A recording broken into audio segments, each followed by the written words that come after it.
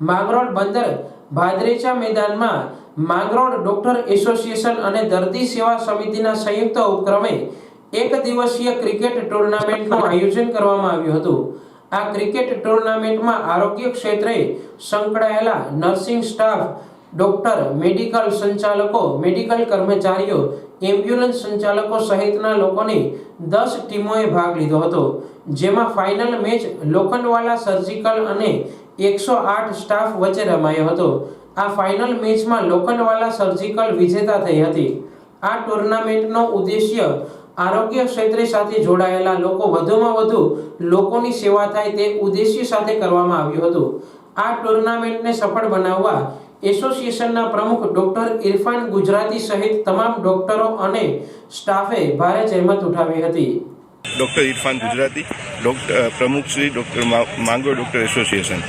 આજે એક ક્રિકેટ ટુર્નામેન્ટનું આયોજન હતું, એક દિવસીય ફન ક્રિકેટ ટુર્નામેન્ટ, જેમાં માંગરોળ તાલુકાના હેલ્થ સાથે એટલે આરોગ્ય સાથે કામ કરતા દરેક doctors, nursing staff, medical store અને લેબોરેટરીમાંથી જે કોઈ પણ ભાગ લેવા તૈયાર હોય એમની જે 10 ટીમો તૈયાર થઈ હતી। આ 10 ટીમો વચ્ચે પરસ્પર મેચ રમાયો હતો અને મેચ એક દિવસમાં કમ્પ્લીટ થઈ તો લોખંડવાલા 11 આજે વિજેતા થઈ છે।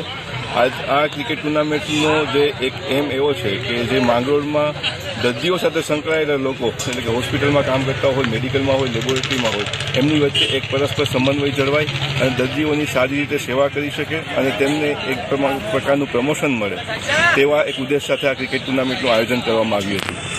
અને આ પછી અમારો જે એક પ્રોગ્રામ છે 11 ફેબ્રુઆરીએ, તેમાં મેગા બ્લડ ડોનેશન કેમ્પનું આયોજન કરેલું છે। તો આ મેગા બ્લડ ડોનેશન કેમ્પમાં પણ વધુમાં વધુ રક્તદાન થાય અને વધુમાં વધુ લોકો જોડાય તેવી અમારી અપેક્ષા છે। ઓકે, આભાર।